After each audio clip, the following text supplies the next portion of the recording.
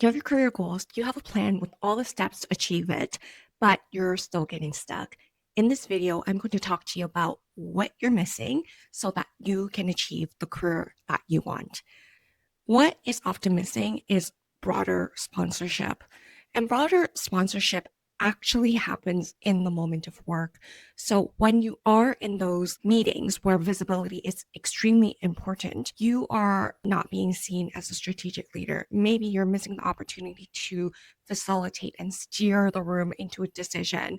Maybe you're not collaborating in a way that the business thinks meets their enterprise objectives. So there is often something missing, and it might not even be a quality or trait that you need to work on. What you need to work on is how those traits show up in your authentic presence. And presence is a word that gets thrown around quite a bit. Like, you need to have more executive presence in the room. It's about how you visibly build trust with other people. And I have a specific method that I teach all of my clients on what authentic presence is.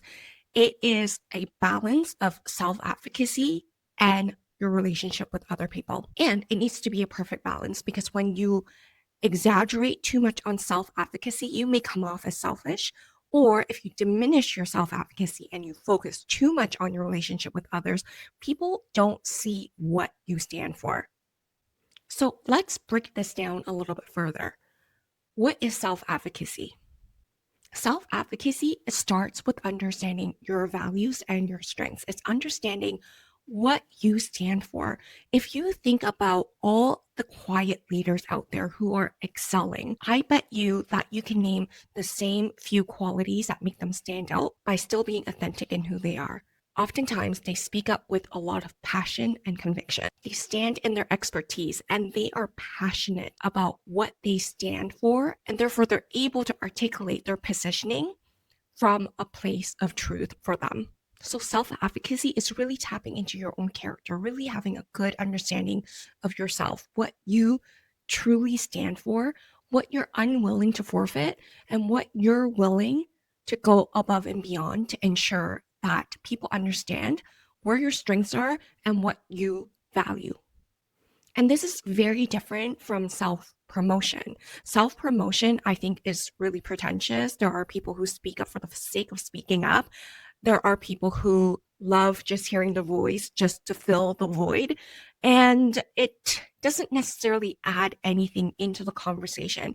What people walk away with when they observe self-promotion behaviors is that that person is extremely selfish. They're about themselves. They're unwilling to cooperate. And that is not what self-advocacy is. Being able to self-advocate is really about self-awareness. It's knowing who you are and who you want to be and staying true to that and showing that value to other people. And you do that through your actions and you do that through your words. But most importantly, you do it through your own thoughts first.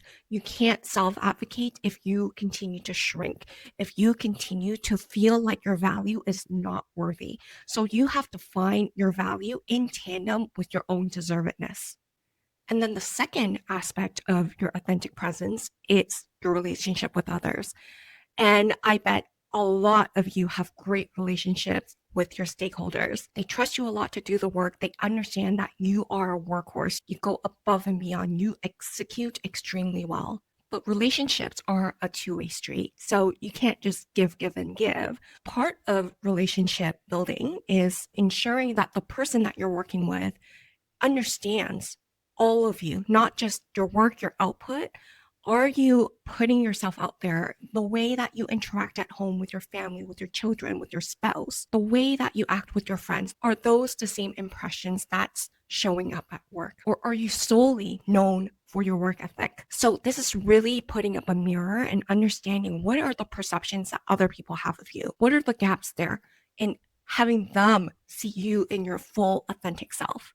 And that's when you start to build a full relationship with other people. So you're not always just giving, you're also receiving beyond just the delegation and or just the work kudos. Are people coming up to you? Are they understanding your passions? Are they talking to you about your passions? And do you reciprocate that? And the more that you have these types of relationships built on a true understanding, of each other, the more likely that you're going to get sponsors in a room. So look within your network, with your peers, with your managers, present and the past, with your manager's manager and beyond. People that you have exposure to, how do you think they're talking about you when you're not present? Do they just understand your work ethic? Do they just talk about your deliverables? Or are they talking about you in your fullness? And if the answer is just the former, then what are you keeping away from them? And how do you slowly start to open up yourself so that people understand who you truly are and what you truly bring to the table holistically? And without other people seeing your full value, you lack authentic presence. And once you tap into your authentic presence by demonstrating your self-advocacy, improving your relationship with other people, then we can start to add on that strategic positioning for your career. Because if you've only honed in on your presence and not your positioning, then yes, it's great that you're stepping into work, you feel like yourself, other people see you as yourself. And so that is a great place to be. But if you're not articulating what you want in your career, then as big as your network can be, those people aren't advocating for the right things for you. And what I mean by strategic positioning is how and to whom do you make your career goals and your career plan known to? Who can step in and help you to advocate for you in spaces where you're not present? And who's opening doors for you in terms of opportunities? Because the promotion isn't just going to come by you putting up your hand. You have to step into rooms where you have to demonstrate the skill set and the value that you bring, not in just your current role, but they have to see that you are capable of demonstrating the skill set and behaviors of the role that you want to achieve.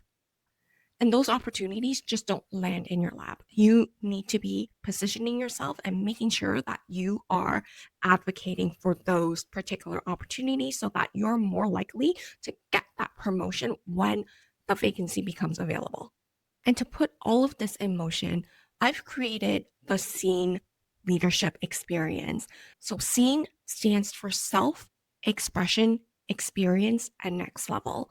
And it was designed through a few lenses. Number one, my 20 years of working in human resources, and more specifically in talent management and succession planning, working with executives to help identify who is high potential in their company and putting together development plans for those individuals to ensure that we're not at risk as a company when senior and critical positions become vacant, because we have a strong pipeline of developed leaders who are ready to step in.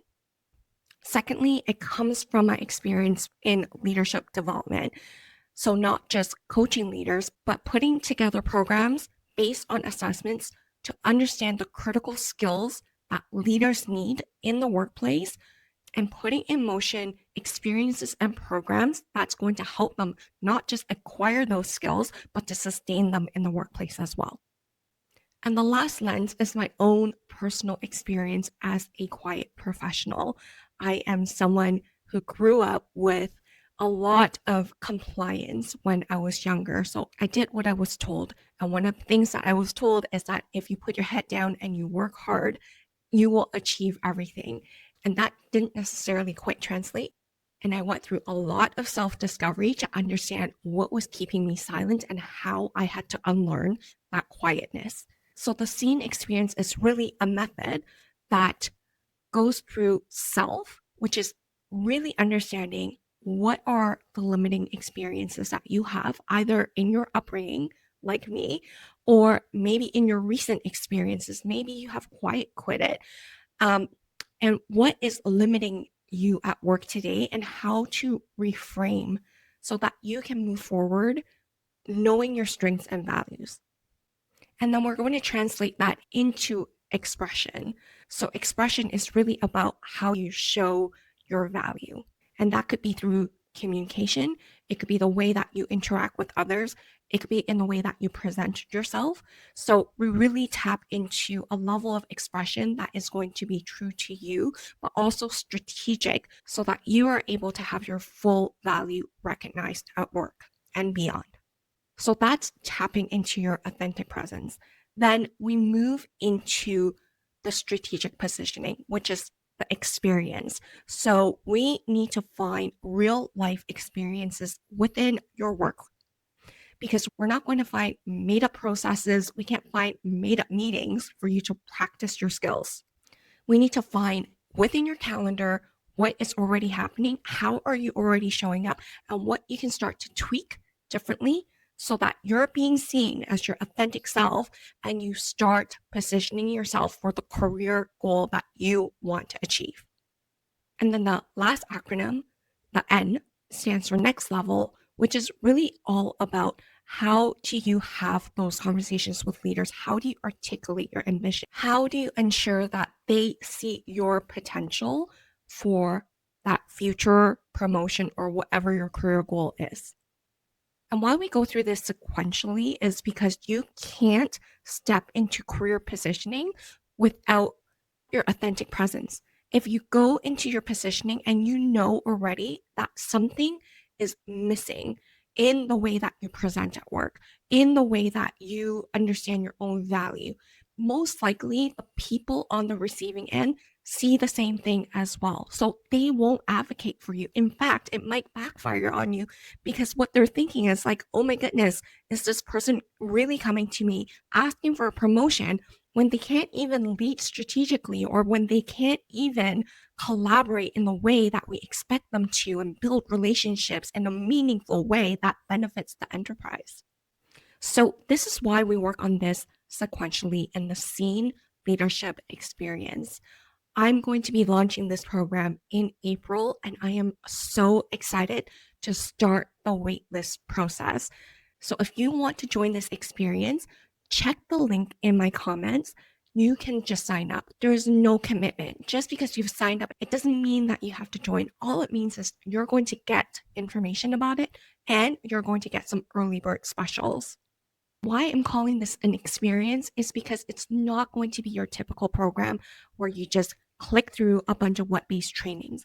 There's going to be community. There's going to be group coaching sessions. There's also going to be on-demand support so that you get what you need, so that you don't need to wait to apply what you're learning back into the workplace. And once you join the waitlist, I'm going to personally reach out to you so that you know I have you on my radar and I've also got your back. I hope to see you soon, and I will see you in the next video.